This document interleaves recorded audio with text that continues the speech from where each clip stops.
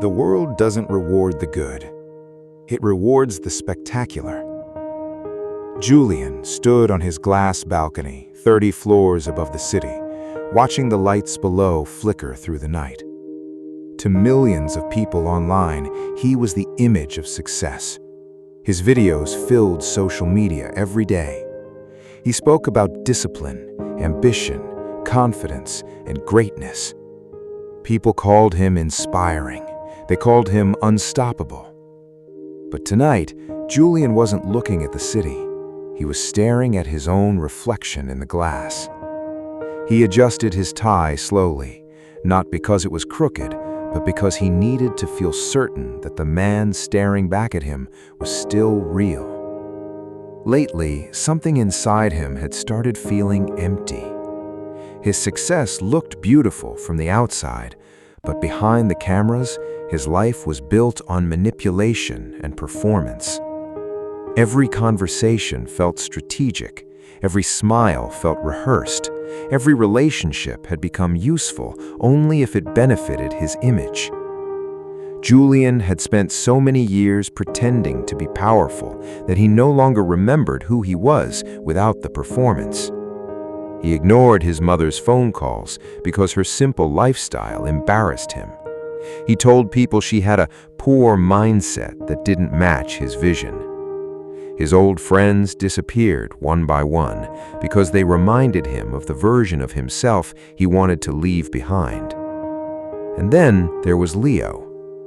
Leo had been with him before the fame, before the interviews, before the expensive offices and private events. While Julian became the public face of the company, Leo quietly built the technology that made the business successful. But over time, Julian slowly pushed him into the background. Whenever the company succeeded, Julian took the credit. Whenever something failed, Leo took the blame. Leo accepted it for years because he believed loyalty mattered more than recognition. But eventually, loyalty turns into exhaustion when only one person sacrifices. And now, Julian's perfect world was beginning to crack. A whistleblower exposed documents connected to Julian's charity foundations. Money donated to help struggling communities had secretly been redirected into branding campaigns, luxury expenses, and hidden accounts. The internet exploded overnight. Sponsors disappeared, investors panicked.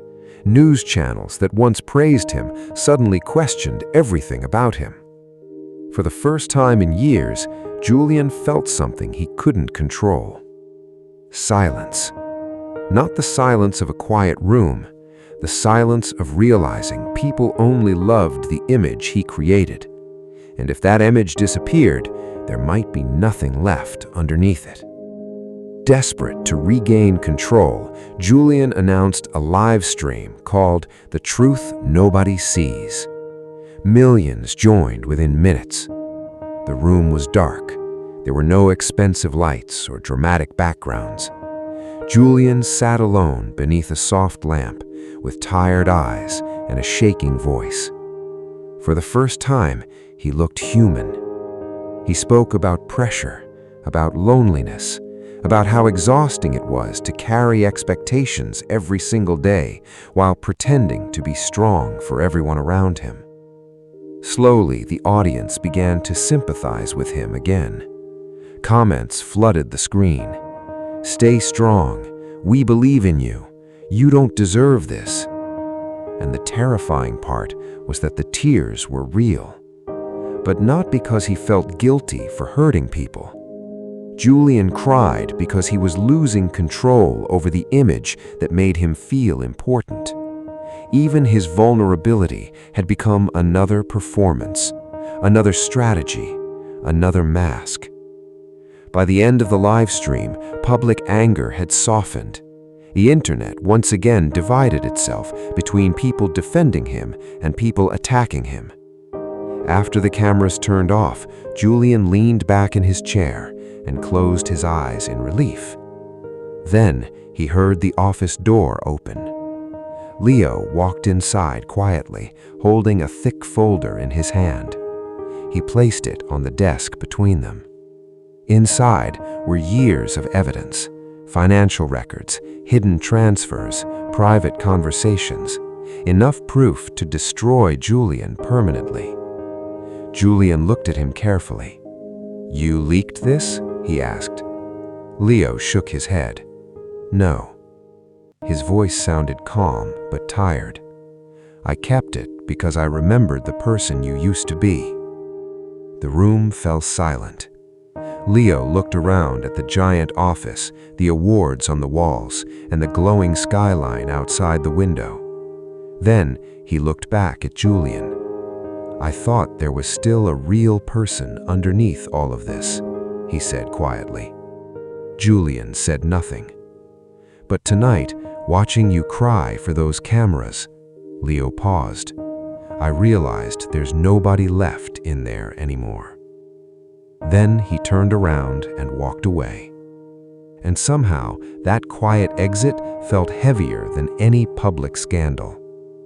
Julian was still rich, still famous, still admired by millions of strangers online. But for the first time, the room felt completely empty. He walked slowly toward the glass window and stared at his reflection again. For one brief moment, he didn't see a successful man. He saw someone borrowing his identity from the attention of strangers. And that is the tragedy people misunderstand about narcissism. It is not loving yourself too much. It is never feeling valuable without constant validation. People like Julian spend their entire lives feeding an image because deep down they are terrified there may be nothing real underneath it. So they keep performing, keep chasing attention, keep needing louder applause just to feel alive for a few more moments. But external validation works like a drug. The more you depend on it, the emptier you become without it. Morning sunlight slowly entered the office. Julian picked up his phone one last time and opened the camera. Instantly, his expression changed. Confident, focused, inspirational.